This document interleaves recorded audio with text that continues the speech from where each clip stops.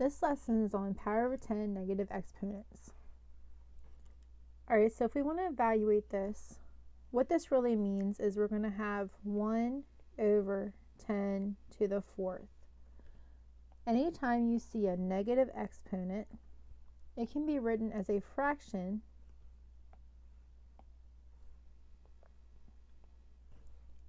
where you put a 1 over that number and then make the exponent positive.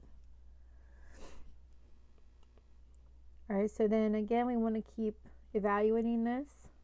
So we're going to end up having 1,000 or 1 over 1 10 to the 4th. Okay, so what this really means is you're multiplying 10 by itself 4 times. So a shortcut would be to take the exponents and put that many zeros at the end. So that would only work for when you have 10 raised to a certain power.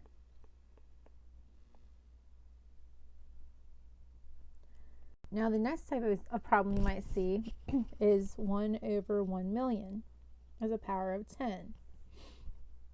So we want to try to rewrite this. So we're kind of going to go backwards. So first we want to figure out what is the exponent.